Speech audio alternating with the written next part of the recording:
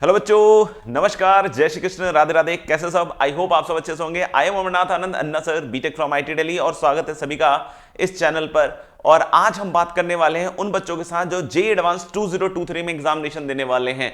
ये टाइम सब बच्चों को पता है कि ये उन बच्चों के लिए बहुत क्रूशियल है, क्योंकि कहीं ना कहीं आईआईटी के अंदर अपनी सीट को पक्का करना एक ड्रीम जैसा होता है। और ये समय आ गया है जब हम अपने पूरी तरह से अपने आप को इसमें झोंके और कोई भी ऐसी गलती ना करें जिससे हमारे को आगे चलकर नुकसान झेलना पड़ सकता है। तो इन्हीं सब बातों के साथ मैं आ गया हूं आज आपको गाइड करने फिर से एक बेहतर तरीके से, सो दैट कि आज कल जाकर आप बहुत बढ़िया रैंक अचीव कर पाएं और कहीं ना कहीं अपनी ड्रीम आईआईटी में अपने स्थान को पक्का कर पाएं। बच्चों, ये बहुत बहुत बहुत जरूरी वीडियो होने वाला है उन बच्चों के लिए, तो बिल्कुल ध्यान से सुनेंगे और समझने की कोशिश करेंगे कि क्या क्या चीजें हैं जो एक टॉपर स्टूडेंट करता है, सो दैट कि वो टॉप में अपनी रैंक बना पाए। क्योंकि आपको ही पता है कि इसका जो कंपटीशन है, अगर हम जेईई के कंपटीशन की बात करें तो बहुत ज्यादा 2000 के नीचे जाकर बहुत ज्यादा स्ट्रांग हो जाता है। कहीं ना कहीं 3-3, 4-4 नंबर पे 100 रैंक का ड्रॉप आने लग जाता है और आगे चल के एक एक नंबर पे ये बात आ जाती है।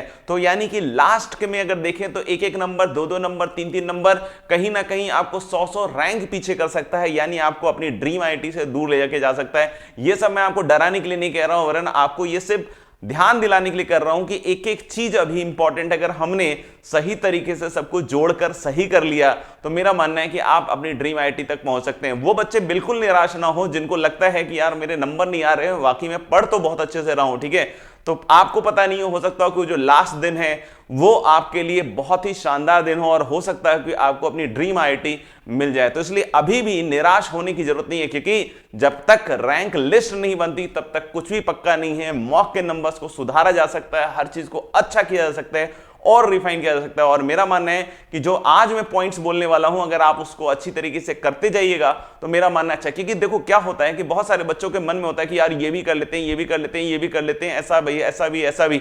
लेकिन बहुत बार क्या होता है, लास्ट में ये सब करने के चक्कर में जो इंपॉर्टेंट चीजें हैं वो कहीं ना कहीं आपकी छूट जाती हैं। तो ये वीडियो में आपको ये चीज समझने की जरूरत है कि इन पॉइंट्स पे तो आपको पक्के से काम करना ही करना है।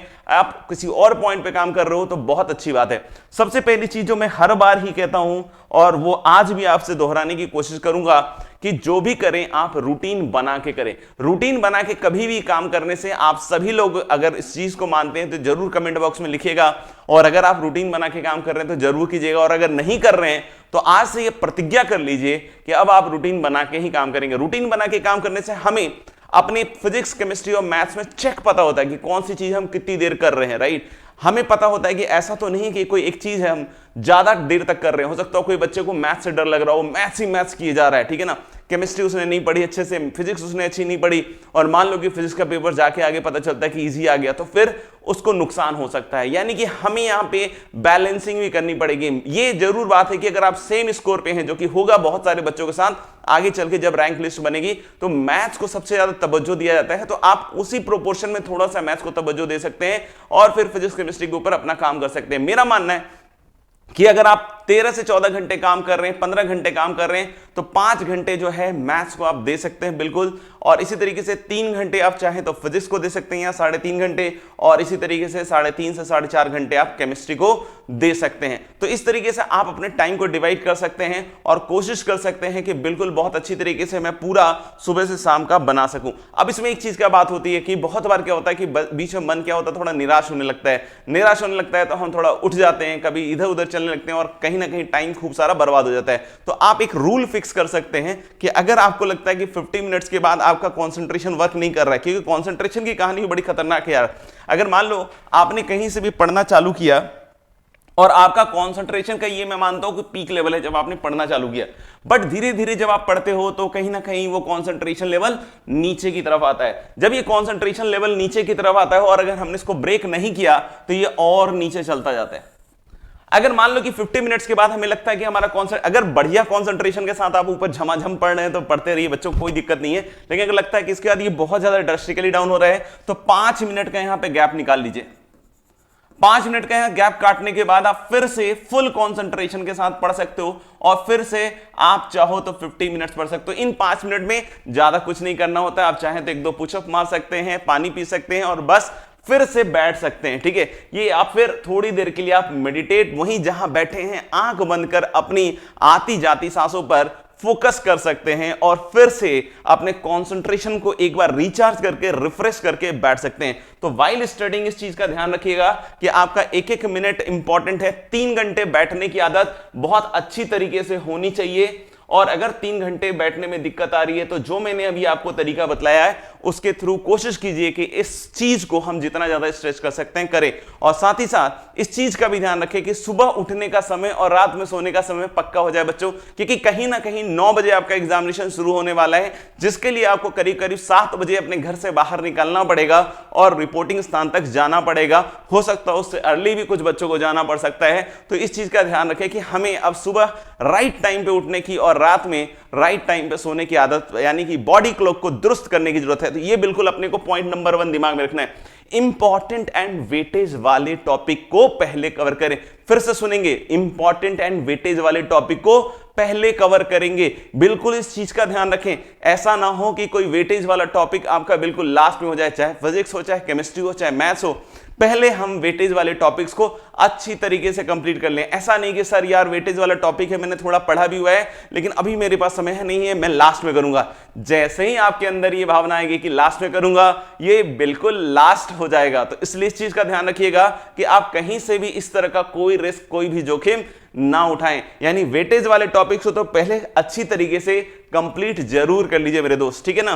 तो वेटेज वाले टॉपिक्स पता कीजिए, जो भी जेईई एडवांस में दोनों पेपर में मिलाकर जो ज्यादा वेटेज वाली चीजें आती हैं उसको पहले कवर करना अति आवश्यक है। यह सूचना सबके लिए जारी है। मॉक टेस्ट बिल्कुल दें, क्योंकि यही एक टेस्ट है जो आपको बतलाएगा अब सीखने का तरीका। क्योंकि क्या होता है, एक लेवल तक आने के बाद अगर आपने अच्छा लेवल पढ़ रखा है तो सभी बच्चों का लेवल जो होता है, मेरा मानना है 30 से 40 हजार बच्चों का लेवल एक जैसा ही हो जाता है। कुछ बच्चे हम मान सकते हैं जो टॉप 500 वाले हैं उनका लेवल एक थोड़ा सा वे बियॉन्ड होता है, लेकिन बहुत सारे बच्चों का लेवल एक जैसा ही हो जाता है। लेकिन मतलब वहां से आपको आगे नहीं पता चलता कि किस तरीके से हम अपने आप को इंप्रूव कर सकते हैं। और इंप्रूव नहीं कर सकते हैं अगर ये हमें पता ही नहीं कि कैसे इंप्रूव कर सकते हैं तो ऑफ कोर्स हम ऐड ऑन कुछ नहीं कर पाएंगे। बहुत सारे बच्चे इस मामले में बहुत ज्यादा दुरुस्त होते हैं, एकदम पक्का पता करते हैं कि कैसे कर सकते हैं, तो दैट इज मॉक टेस्ट। अगर आप मॉक टेस्ट से घबरा रहे हैं अभी भी तो फिर मान के चलिए कि कहीं ना कहीं आपका इसका एग्जामिनेशन परफॉर्मेंस पे असर आने वाला है। तो बच्चों मॉक टेस्ट बिल्कुल दें, कोशिश करें कि वीक में एक मॉक टेस्ट तो जरूर से जरूर दें। एक मॉक टेस्ट मतलब सुबह और शाम की पाली में आपको टेस्ट देने की हैबिट को डेवलप करना पड़ेगा। उसी दिन सुबह 9 से 12 और 2:30 से 5:30 बिल्कुल उसी टाइम पर। और यह भी कोशिश करनी है कि जब हम मॉक टेस्ट को कर लें तो ऐसा नहीं कि दुखी होकर उसको छोड़ दें, क्योंकि आज दुख मत मनाओ, जब रिजल्ट आएगा तो हम दुख मनाएं या खुशी मनाएं।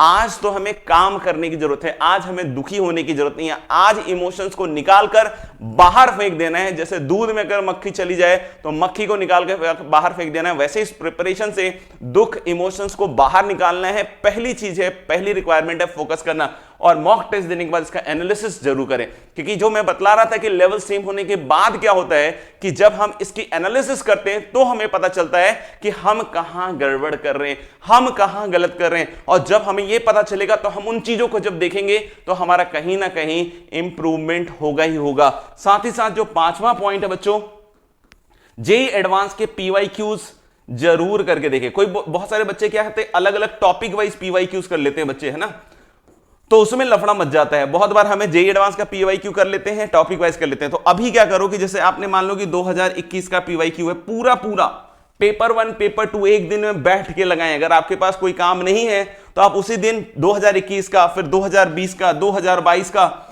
ऐसे पूरा पेपर, है ना, एक ही दिन में लगाएं, है ना। बहुत सारे बच्चे बोलेंगे सर ये तो मेरा किया हुआ है, ये तो मेरा करा हुआ है। तो बेटा अगर तुम्हारा करा हुआ है तो तुम उसको सॉल्व करना, और सॉल्व करने के बाद मार्क्स कैलकुलेट करना और फिर देखना कि कितनी टाइम में हो रहा है। इससे आपको एक्चुअली पता चलेगा कि आपने क्या किया है। तो देखो बेटा ये 5 पॉइंट्स हैं, अगर इन 5 पॉइंट्स को अगर आप फॉलो करोगे जो सबसे इंपॉर्टेंट है, तो मेरा मानना है कि आप अपनी रैंक को और दुरुस्त कर सकते हो। तो बच्चों इन 5 पॉइंट्स को बिल्कुल कीजिए। और कोई डाउट है तो गाइडेंस के लिए जरूर आप मेरे को मैसेज कर सकते हैं। थैंक यू वेरी मच, मिलते हैं अगले वीडियो में।